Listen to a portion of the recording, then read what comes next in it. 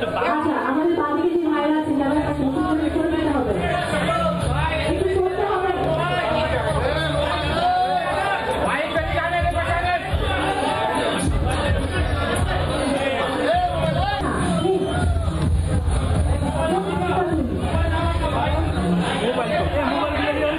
আচ্ছা এখন আসলে কতক্ষণ আমরা আমাদের প্রিয় আপনার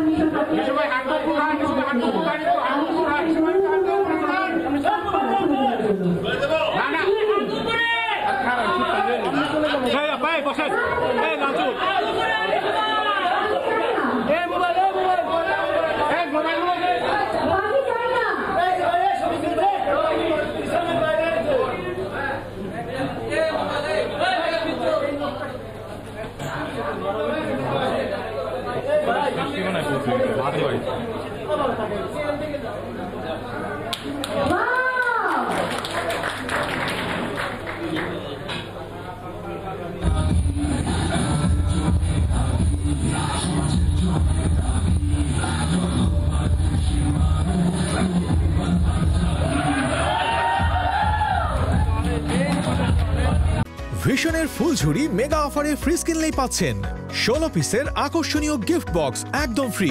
আমার মনে হয় যে কোনো কাজের ক্ষেত্রে প্রিপারেশন নেওয়াটা খুব দরকার, আর সেটার আসলে খুব বেশি সময়টা অনেক বেশি তখন ইম্পর্টেন্ট হয়ে দাঁড়ায় না। হ্যাঁ, তো আমার কাছে সবসময় সময় কমই মনে হয়। আমার কাছে মনে হয় আরও প্রিপারেশন নিতে পারলে ভালো ছিল, কারণ সময় ছাড়া, প্রিপারেশন ছাড়া, অনেক লিমিটেশনের মধ্যে আমি নাটকের মানুষ, নাটক থেকে আসা, আমাদের ইন্ডাস্ট্রি নাটকে আমরা কিভাবে কাজ করি, কি পরিমাণ প্রেশার থাকে সেটা আমরা সবাই জানি, অবগত আমরা। তো সেই জায়গা থেকে যখন আমার ওটিটিতে পদার্পণ, তখন চেয়েছি একটু বেশি সময় নিয়ে কাজ করতে। এই যে এখানে আমার প্রত্যেকটা সেক্টরে আমার গুরু আছে, আমি তাকে দেখলেই নস্টালজিয়া হয়ে যাই। সেই 2005-06 দিকে একজন গাজী রাকায়েত, উনি আমার সিনিয়র, আমার গুরু, আমার বন্ধু মানুষ। তখন তার সাথে কনভারসেশন হতো, তো বলতো যে তুই পারবি, আমি বলতাম কিছু হবে না। কিন্তু ওই যে একটা ওই যে আমি বলি সবসময় যে মডেলদের দ্বারা অভিনয় হয় না, এই লাইনটা, এবং তার সাথে আমার দীর্ঘ আলাপচারিতা, যে আমি ডিফারেন্ট ক্যারেক্টার পোর্ট্রে করতে চাই, তার উৎসাহ, সবকিছু মিলে যে হয়তোবা কোনো একটা জায়গায় কিছু একটা হয়ে যায়।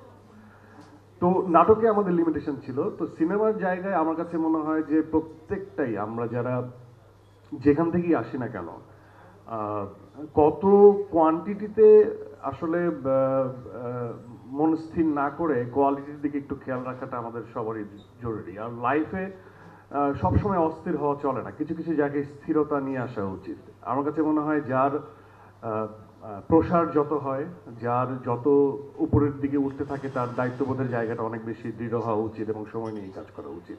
আমার মনে হয় যে আপনারা সবাই ট্রেলার দেখলেন, আমিও আজকে প্রথম দেখলাম এইভাবে বিজিএম সহ, সাউন্ড সহ, কালার সহ। আমার কাছে খুবই অসম্ভব ভালো লেগেছে এবং আমিও ইমোশনালি অ্যাটাচ করে ফেলছি। আমি জানি না এটি স্পয়লার কিনা, বাট আমি ইমোশনালি কানেক্টেড ফিল করছি ট্রেলারের সাথে।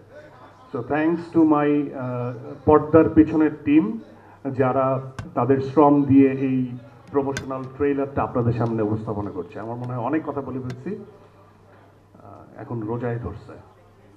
Thank you.